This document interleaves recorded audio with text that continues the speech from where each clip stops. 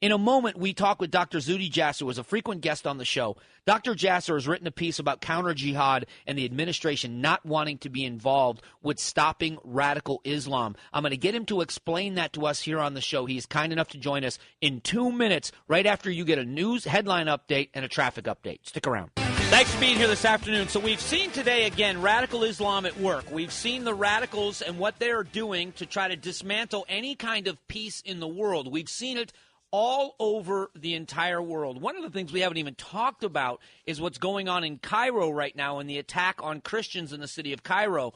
But one of the voices, and we've been screaming about this for years, everyone I know in this business has been saying, where are the voices inside the Muslim community that are shouting as loudly as we are about stomping out radical Islam? And joining us on the show, Dr. Zuhdi Jasser.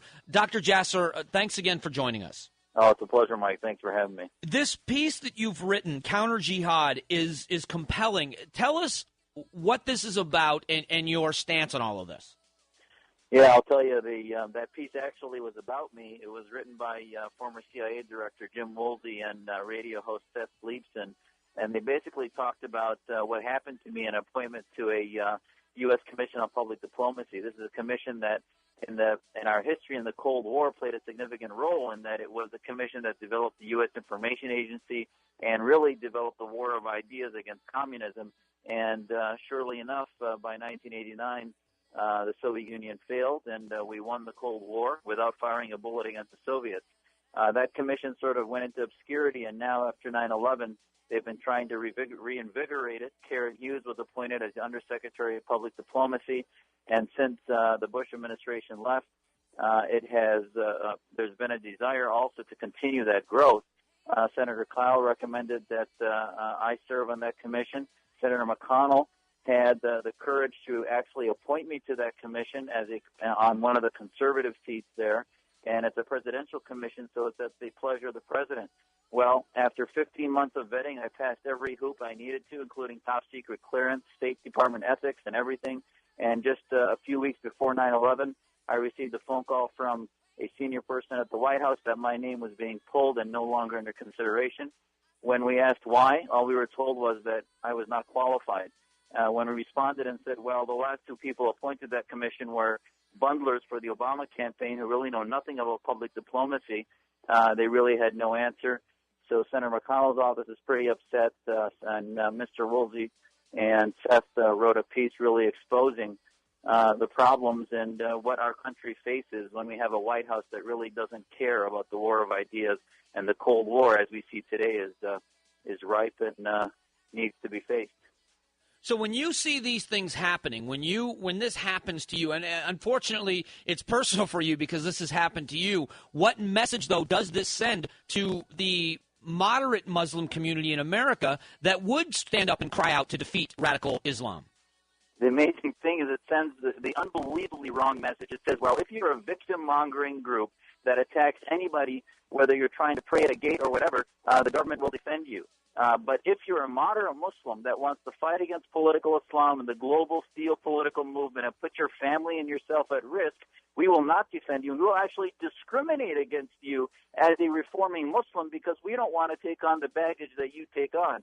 And I think the message it sends is the opposite one that my family came to this country to defend, which was the freedom this country gave us that Syria did not have. And it tells us that our government won't stand behind reformers, but really just takes the easiest route.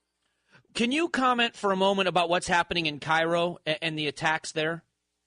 Well, what we see is Cairo is a perfect example of you have the end of a dictatorship now, and after that dictatorship, there's different factions vying for control. And what they're going to do is, in order to continue to legitimize the need for the military, there's going to be sectarian strife that they're going to try to say that, you know what, we're not going to need a democracy. We can't do a democracy. So what happens is you have radical elements that continue to sow strife by burning churches, by attacking minorities, by making it appear that they need to continue to have a police state. And this is going to be a sort of business as usual, as the minorities need to be defended by countries like the U.S., by the UN, and we've really not been doing that, and we're seeing the problems as a result.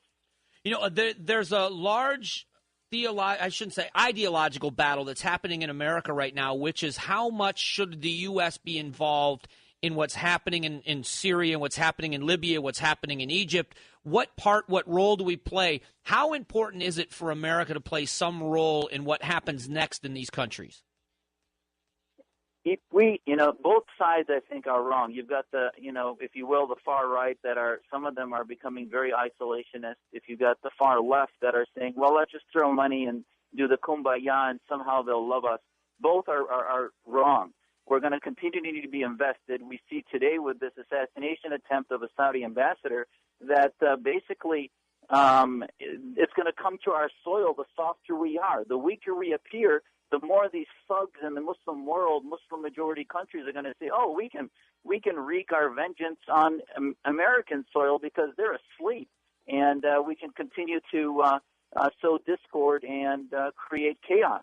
And this is why what we need to do, and this is what I would have brought to that Commission on Public Diplomacy, as I would have said, we need a strategy. We need to engage the right people. We need to empower the right people, and no longer just throw cash at the Pakistanis or the Saudis or the Syrians. We need to actually invest in programs and institutions that can be built, just like we did in Eastern Europe, just like we did to defeat the communists. But this is done generationally and needs a complete paradigm shift from the 10-foot poles approach, which is really failing. All right, one last question. I've never asked you this, and I should have a long time ago as you've come on here. How do you differentiate, or how do you explain to people the difference between the religion that you practice, the faith that you practice, and what you see going on with the radicals around the world? Well, I think we just need to use the Christian paradigm, which is when America was formed, there were those people that were devout Christians, but they didn't want theocracy in government. And it's the same way. There are many millions and millions, I believe a majority of Muslims that are devout, fear God, and have the same values, but they don't want Sharia law in government, and they don't want an Islamic state. And I think that's how you tell the difference between the good Muslims that we should work with and those that are part of the problem that ultimately, like a Laki, can end up in becoming radicalized on our soil. Okay, and Doctor, how can people find you and find your organization? I always love to give this out because I get emails from people that are learning about you that didn't know much about your organization and who you are. Our website is aifdemocracy.org, AIF as in forumdemocracy.org. I really appreciate the time. It's great to talk with you, and I would love to have you on again when we have more time. Anytime. Thanks, Mike. All right, thank you. That is Dr. Zuhdi Jasser, who spends a lot of time talking with us. And again, what a shame that here's his voice that was an opportunity for this administration and our government to have a voice on this panel that would be able to find ways to build bridges in these other countries. And they quiet his voice because they don't agree with his ideology. It is a terrible, terrible shame.